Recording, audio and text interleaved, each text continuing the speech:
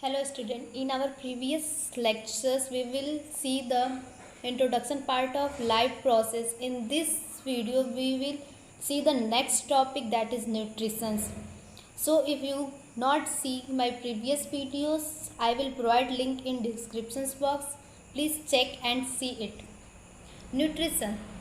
As we know that nutrition is a very essential and one of the most important process in our body for living a life. Nutrition is a food which we get from the outside to inside the body, which provide us energy, which help in growth, development, synthesis of protein, and preventing from many diseases, providing energy. It includes carbohydrate, fats, proteins, vitamins, minerals. We will take nutrition in the form of food. Then we will see how to living things get their food. कैसे living things अपना food लेते हैं. तो as we know that some organisms simply obtain their food from inorganic source. हम जानते हैं कि कुछ ऑर्गेनिज्म जो होते हैं इनऑर्गेनिक सोर्स से लेते हैं फूड. कार्बन डाइऑक्साइड वाटर को मिला के वो खुद का फूड सिंथेसिस करते हैं, खुद का फूड बनाते हैं, जिन्हें हम ऑटोट्रॉप्स कहते हैं. जिन्हें हम क्या कहते हैं? ऑटोट्रॉप्स कहते हैं. और द अदर ऑर्गेनिज्म, जो दूसरे ऑर्गेनिज्म होते हैं, यूटिलाइज कॉम्प्लेक्स सब्सटेंस. वो क्या करते हैं कि कॉम्प्लेक्स सब्सटेंस लेते हैं, कॉम्प्लेक्स सब्सटेंस के फॉर्म में लेते हैं. जैसे फूड हो गया तो हम वीट राइस लेते हैं, वो सिंपलर फॉर्म में नहीं होता है, तो हम डायरेक्टली फूड को लेते हैं अपनी बॉडी में और फिर वो उससे क्या कहते हैं, वो क्या होता है कि ब्रेक डाउन होता है सिंपलर फॉर्म में और फिर हमें एनर्जी मिलती है. तो break down of food organism use biocatalyst. और फूड को ब्रेक डाउन करने के लिए, फूड को तोड़ने के लिए सिंपलर फॉर्म में एक बायोकैटालिस्ट यूज़ किया जाता है, जिसे हम एंजाइम्स कहते हैं. क्या कहते हैं? एंजाइम्स कहते हैं. द ऑर्गेनिज्म डायरेक्टली और indirectly depend on autotrophs called heterotrophs.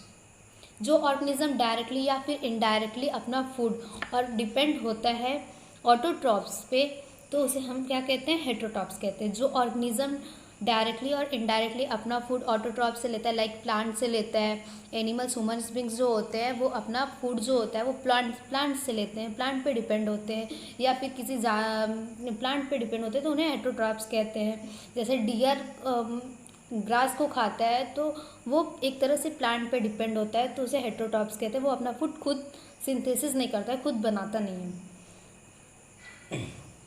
और हेटेरोट्रॉप्स में एनिमल्स भी आ जाते हैं, फंजाई भी आ जाते हैं. फंजाई भी मतलब सड़ी गली चीज़ों पे डिपेंड होते हैं, वो दूसरों पे डिपेंड होते हैं अपना फूड लेने के लिए.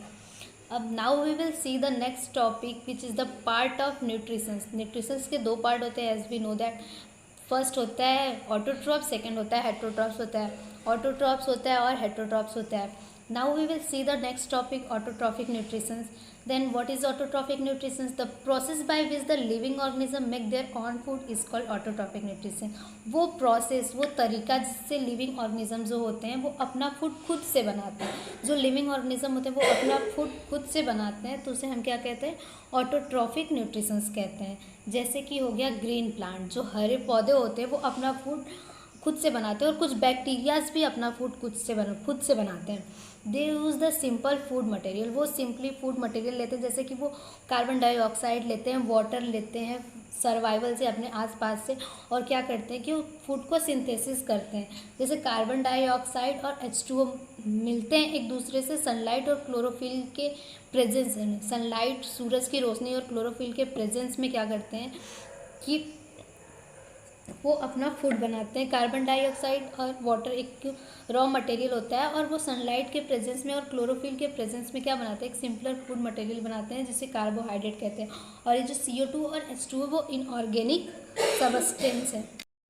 तो कार्बोहाइड्रेट जो होता है वो स्टोर्ड होता है प्लांट में, बट जो प्लांट फूड लेता है वो किस फॉर्म में लेता है? स्टार्च के फॉर्म में लेता है. कार्बोहाइड्रेट प्लांट में स्टोर होता है, और प्लांट किस फॉर्म में फूड लेता है? स्टार्च के फॉर्म में फूड लेता है, डायरेक्टली कार्बोहाइड्रेट के फॉर्म में नहीं लेता है.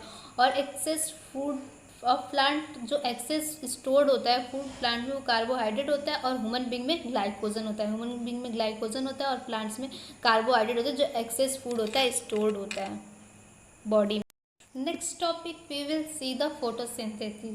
Firstly we see what is the meaning of photosynthesis. Photo means light, synthesis means manufacture. मतलब लाइट के प्रेजेंस में जब कुछ बनता है, लाइट के प्रेजेंस में जब कुछ बनता है तो उसे क्या कहते हैं, फोटोसिंथेसिस कहते हैं. तो ये एक प्रोसेस है, ये क्या है, एक प्रोसेस है by which green plants manufacture there on food. Photosynthesis एक प्रोसेस है जिससे कि ग्रीन प्लांट जो होते हैं वो अपना फूड खुद से बनाते हैं सनलाइट और क्लोरोफिल के प्रेजेंस में. तो फोटोसिंथेसिस एक ऐसा प्रोसेस होता है जिसमें ग्रीन प्लांट जो होते हैं अपना फूड खुद से बनाते हैं. किसके प्रेजेंस में, सनलाइट के प्रेजेंस में और क्लोरोफिल के प्रेजेंस में. It takes place in chloroplast जो होता है, ये सब किस में होता है, क्लोरोप्लास्ट में होता है, क्योंकि क्लोरोप्लास्ट में ही क्लोरोफिल पाया जाता है. इसलिए जो ग्रीन प्लांट्स होते हैं खुद से खाना बनाते हैं किसके प्रेजेंस में, सनलाइट के और क्लोरोफिल के प्रेजेंस में. और ये क्लोरोफिल क्लोरोप्लास्ट में होता है, इसलिए सारी एक्टिविटीज़ क्लोरोप्लास्ट में होती है फूड की preparation. Now we will see the events occur during the photosynthesis. क्या क्या होता है, मतलब कौन कौन से इवेंट्स अकर होते हैं फोटोसिंथेसिस के दौरान. लाइट रिएक्शंस और हिल रिएक्शन. एक होता है लाइट रिएक्शन या फिर हिल रिएक्शन, उसी को हिल रिएक्शन भी कहते हैं, लाइट रिएक्शन भी कहते हैं. In the phase of photosynthesis need sunlight. जो फोटोसिंथेसिस होता है जब उसको लाइट की ज़रूरत होती है, लाइट के प्रेजेंस में होता है, तो उसे क्या कहते हैं, लाइट रिएक्शन कहते हैं. इसमें क्या होता है, absorption of light energy by chlorophyll. Chlorophyll के द्वारा लाइट को एब्जॉर्ब किया जाता है. Photolysis of water into hydrogen and oxygen. जो H2O होता है वो क्या हो जाता है, हाइड्रोजन और ऑक्सीजन में अलग अलग तरीके से टूट जाता है. फिर conversion of light energy in chemical energy. फिर जो लाइट एनर्जी होती है वो कन्वर्ट हो जाती है केमिकल एनर्जी. मतलब लाइट रिएक्शन में क्या होता है, लाइट एनर्जी क्या होती है, केमिकल एनर्जी में, लाइट एनर्जी होती है केमिकल एनर्जी में कन्वर्ट हो जाती है. तो ये इवेंट्स टेक्स प्लेस होते हैं लाइट रिएक्शन के दौरान. पहला होता है कि absorption of light energy by chlorophyll. Chlorophyll के द्वारा लाइट एनर्जी का एब्जॉर्ब होना. दूसरा क्या होता है, photolysis of water into hydrogen and oxygen. जो H2O होता है वो 2H positive plus half O2 में और प्लस 2 इलेक्ट्रॉन में टूट जाता है. Conversion of light energy in chemical energy. जो लाइट एनर्जी होती है वो किस में चेंज हो जाती है, केमिकल एनर्जी में चेंज हो जाती है. अब हम नेक्स्ट देखेंगे दूसरा जो इवेंट्स होगा वो डार्क रिएक्शन होगा.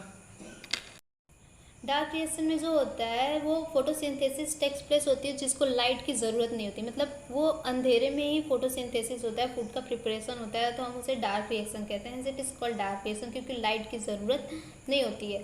The event that takes place during this phase are reduction of CO2 into carbohydrate. जो क्या होता है, CO2 में से CO2 का रिडक्शन होता है इंटू कार्बोहाइड्रेट में होता है. इसमें क्या होता है कि जो CO2 होता है वो रिडक्शन होता है उसका कार्बोहाइड्रेट में होता है. जैसे फॉर एग्जांपल हम लोग डिजर्ट प्लांट ले लेते हैं, तो डिजर्ट प्लांट में जो होता है, जो फोटोसिंथेसिस होती है वो नाइट में होती है, डे टाइम में नहीं होती है, क्योंकि the stomata remain close during the day to avoid loss of water.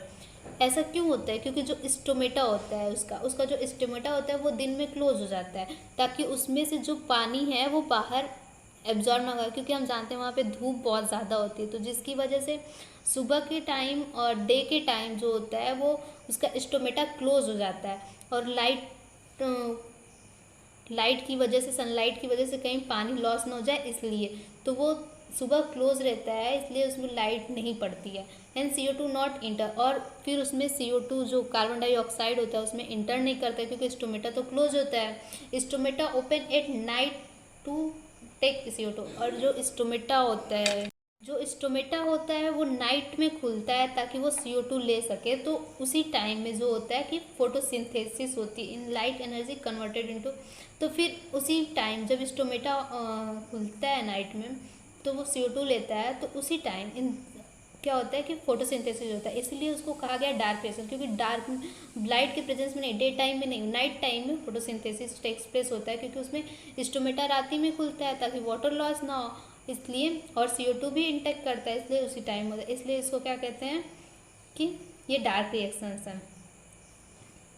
और इसमें क्या होता है, light energy converted into chemical energy. जो लाइट एनर्जी होती है वो केमिकल एनर्जी में कन्वर्ट होती है. इसमें भी ऊपर भी लाइट रिएक्शन में भी लाइट एनर्जी केमिकल में कन्वर्ट होती है, इसमें भी होती है. अब देखेंगे क्लोरोप्लास्ट क्या होता है. In green leaves green dot are cell organise called chloroplast. जो ग्रीन लीव्स में छोटे छोटे डॉट्स होते हैं, ग्रीन डॉट्स होते हैं, और सेल क्लोरोप्लास्ट जो होता है वो ग्रीन डॉट्स और ग्रीन ऑर्गेनल्स पाए जाते हैं लीव्स में। छोटे छोटे डॉट्स होते हैं लीव्स में, छोटे छोटे डॉट्स होते हैं लीव्स में ग्रीन कलर्स के, या सेल ऑर्गेनल्स होते हैं। जब हम उसे देखेंगे बहुत ध्यान से तो हमें दिखेंगे, तो उसी को क्या कहते हैं, क्लोरोप्लास्ट कहते हैं। Let's now we will study the essential raw material for photosynthesis. क्या क्या ज़रूरतें होती है, क्या क्या वो मुख्य चीज़ें होती है जिससे कि प्लांट्स क्या करता है कि अपना खाना बनाता है, फोटोसिंथेसिस प्रोसेस करता है। तो पहला तो हम जानते हैं कि CO2 गैस होती है जो कि बहुत ही ज़्यादा इम्पॉर्टेंट होती है प्लांट के लिए। दूसरा देखेंगे स्टोमेटा जो होता है, स्टोमेटा के बारे में देखेंगे। तो स्टोमेटा जो होता है small pores present through out the leaves. छोटे छोटे पोर्स होते हैं, छोटे छोटे पोर्स होते हैं जो कि पूरे लिप्स पे फैले होते हैं। छोटे छोटे टाइप में पोर्स होते हैं, होल्स होते हैं जो कि पूरे लिप्स में होते हैं। Each stomata made of 2 guard cell. और हम जानते हैं कि गार्ड सेल ऐसा होता है, तो जो स्टोमेटा होता है वो 2 गार्ड सेल से बना। जैसे यहाँ पे हम देख रहे हैं ना, एक ये हो गया, एक ये हो गया, तो 2 गार्ड सेल से बना होता है। गार्ड सेल्स मतलब गार्ड सेल से बना होता है, वो 2 गार्ड सेल से बना होता है। And an aperture pore called stomata. और एक छोटा सा पोर जो होता है, एक पोर होता है, उसे हम क्या कहते हैं, स्टोमा कहते हैं, स्टोमा कहते हैं। अब हम देखते हैं कि स्टोमेटा ओपन होता है तो क्या होता है। When stomata cell swollen with H2O। जब ये जो स्टोमेटा होता है खुलता है और स्वेल हो जाता है H2O की वजह से, वाटर की वजह से वो स्वेल हो जाता है और उठा हुआ दिखता है, तो उसमें क्या होता है, CO2 एंटर करता है जो कार्बन डाइऑक्साइड होता है। जब स्टोमेटा खुलता है और वो स्वेल हो जाता है क्योंकि उसमें पानी होता है, तो उसमें क्या होता है कि कार्बन डाइऑक्साइड इंटर करता है और लिफ्ट वाटर वेपर स्केप। और जो जब वो खुलता है तो उसमें से वाटर उड़ जाता है और कार्बन डाइऑक्साइड जो होता है उसमें इंटर कर जाता है। स्टोमेटा में कार्बन डाइऑक्साइड इंटर कर जाता है। और जब स्टोमेटा क्लोज होता है, जब स्टोमेटा क्लोज होता है, guard cells loose water and shrink. जो गार्ड सेल्स होते हैं ना, उसमें से वाटर निकल जाता है और वो सिकुड़ जाता है। वाटर जब निकल जाता है तो वो गार्ड सेल्स होते हैं वो सिकुड़ जाते हैं, और स्टोमेटा ओपन होता है तो गार्ड सेल्स फूल जाते हैं। तो यहाँ से guard cells loose water and shrink. Guard cells में से वाटर निकल जाता है, वो श्रिंक कर जाते हैं, और फिर उसमें से कोई भी कार्बन डाइऑक्साइड इंटर नहीं करती क्योंकि वो सिकुड़ जाते हैं। It happen during the night और अब्सेंस ऑफ फोटोसिंथेसिस। ये तभी होता है जब नाइट में होता है और या फिर फोटोसिंथेसिस नहीं होता। और स्टोमेटा ओपन कब होता है, जब फोटोसिंथेसिस प्रोसेस होती है क्योंकि उसे CO2 की ज़रूरत होती है। और स्टोमेटा क्लोज में क्या होता है, फोटोसिंथेसिस नहीं होती है, वो गार्ड सेल श्रिंक कर जाते हैं, CO2 इंटर नहीं करती है। और नेक्स्ट रॉ मटेरियल है water. Water is also a very important raw material for the photosynthesis as we know that. अब हम देखेंगे क्लोरोफिल। क्लोरोफिल एक ग्रीन पिगमेंट होता है जो कि क्लोरोप्लास्ट में प्रेजेंट होता है, और क्लोरोफिल के ही प्रेजेंस में फोटोसिंथेसिस टेक्स प्लेस होती है। तो ये भी एक बहुत ही इंपॉर्टेंट रॉ मटेरियल है। लाइट भी बहुत ज़्यादा important. Plants need 10 to 12 hour light for high photosynthesis. जो प्लांट होते हैं ना, वो कम से कम 10 से 12 घंटे उनको लाइट चाहिए होती है प्रॉपर फोटोसिंथेसिस करने के लिए। बहुत ही प्रॉपर तरीके से फोटोसिंथेसिस प्रोसेस को टेक्स प्लेस करवाने के लिए, अच्छे से फूड बनाने के लिए उनको क्या चाहिए होती है, कम से कम 10 से 12 घंटे की लाइट चाहिए होती है। तो ये हो गए कार्बन डाइऑक्साइड स्टोमेटा में हो गए कि कैसे सेल्स ओपन होते हैं, गार्ड सेल्स ओपन होते हैं, कैसे CO2 इंटर करता है।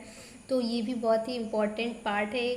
वाटर जो बहुत ही ज़्यादा इसेंशियल होता है, क्लोरोफिल जो होता है जिसके प्रेजेंस में फोटोसिंथेसिस अकर होता है, और लाइट जो इसके प्रेजेंस में फोटोसिंथेसिस अकर होता है और प्लांट्स का फूड बनता है। Now we will see the minerals nutrition. मतलब ये ऐसा न्यूट्रिशन है जो प्लांट्स के लिए बहुत ही ज़्यादा हेल्पफुल है, क्योंकि वो उसके ग्रोथ में भी मदद करता है, उसके हेल्थ को अच्छा करने के लिए मदद करता है, और उनकी बॉडी को प्रॉपर तरीके से बिल्डअप करने के लिए, उन्हें डेवलप करने के लिए हेल्प करता है। और ये जो न्यूट्रिशंस होते हैं वो प्लांट्स को फोटोसिंथेसिस के थ्रू नहीं बल्कि सॉयल, वाटर और एयर के थ्रू मिलते हैं। तो हम देखते हैं कि प्लांट्स के न्यूट्रिशंस क्या होते हैं। तो प्लांट्स में जो न्यूट्रिशंस होते हैं वो 2 तरीके से होते हैं। एक माइक्रो न्यूट्रिशंस होते हैं, एक माइक्रो न्यूट्रिएंट्स होते हैं। एक मैक्रो न्यूट्रिएंट्स होते हैं, एक माइक्रो न्यूट्रिएंट्स होते हैं। माइक्रो मतलब ज़्यादा मात्रा में जिसकी ज़रूरत होती है, तो हम उसे कहते हैं micro nutrients and micro nutrients जो होते हैं, MA यहाँ पे है, तो माइक्रो न्यूट्रिएंट्स जो ज़्यादा मात्रा में ज़रूरत होती है, और माइक्रो न्यूट्रिशंस जो कम ज़्यादा लेस क्वांटिटी में प्लांट्स के लिए ज़रूरत होती है। अब हम देखेंगे कि माइक्रो न्यूट्रिशंस में कौन कौन से ऐसे सबस्टेंस है, कौन कौन से न्यूट्रिशंस है जो उसके लिए बहुत इंपॉर्टेंट होते हैं। तो वो होता है नाइट्रोजन हो गया, फॉस्फोरस हो गया, मैग्नीज हो गया, मैग्नीशियम हो गया, जिसमें से नाइट्रोजन जो होता है सिंथेसिस ऑफ प्रोटीन, प्लांट में प्रोटीन को बनाने के लिए हेल्प करता है ताकि उनकी प्रॉपर तरीके से ग्रोथ हो सके। मैग्नीशियम होता है वो जो कि क्लोरोफिल बनाने के लिए हेल्प करता है, जो फोटोसिंथेसिस में हेल्प कर सके, प्लांट्स को ग्रीन रख सके। और फॉस्फोरस जो होता है फॉर्मेशन ऑफ कंपाउंड्स के फॉर्मेशंस के लिए हेल्प करता है प्लांट में, और बहुत से डिसीज से बचाने के लिए भी ये सब यूज़ होते हैं। और यहाँ पे लेस क्वांटिटी में माइक्रो न्यूट्रिशंस की ज़रूरत होती है, जो कि इंक्लूड जैसे जिंक, कॉपर, मैग्नीज, क्लोरीन, मोलेडियम, ये सब लेस क्वांटिटी के माइक्रो न्यूट्रिएंट्स हैं। जैसे जिंक हो गया, कॉपर हो गया, मैग्नीज हो गया, क्लोरीन हो गया, मोलिब्डेनम, जो कि कम मात्रा में प्लांट्स। कुछ एग्जाम्पल्स हो गए माइक्रो न्यूट्रिएंट्स। और नाइट्रोजन, फॉस्फोरस, मैग्नीज जो हो गया एग्जाम्पल हो गया मैक्रो न्यूट्रिएंट्स, जो ज़्यादा मात्रा में प्लांट्स को ज़रूरत होती है। अब हम देखते हैं bacteria use atmospheric nitrogen for making their organic compound. जो बैक्टीरिया होती है वो एटमॉस्फेयर से नाइट्रोजन, एयर से नाइट्रोजन लेती है for making their organic compound, अपने ऑर्गेनिक कंपाउंड्स को बनाने के लिए। और it is called biological nitrogen fixation. इसे क्या कहते हैं? Biological nitrogen fixation. तो बैक्टीरिया जो होती है एटमॉस्फेयर से नाइट्रोजन लेती है अपने ऑर्गेनिक कंपाउंड्स को बनाने के लिए, और इसको क्या कहते हैं? बायोलॉजिकल नाइट्रोजन फिक्सेशन कहते हैं। तो हमने देखा कि प्लांट्स में कैसे न्यूट्रिशंस लेते हैं, ऑटोट्रॉफिक न्यूट्रिशंस क्या होते हैं, टाइप्स ऑफ न्यूट्रिशंस क्या होते हैं, ऑटोट्रॉफिक न्यूट्रिशंस क्या होते हैं, कैसे प्लांट्स अपना फूड को सिंथेसिस करता है, और उसको कौन कौन से न्यूट्रिशंस, मिनरल न्यूट्रिशंस की ज़रूरत होती है। And now in our next lectures we will see the heterotrophic nutritions and other parts of this chapter. So if you like my video, please like, share, comment, please.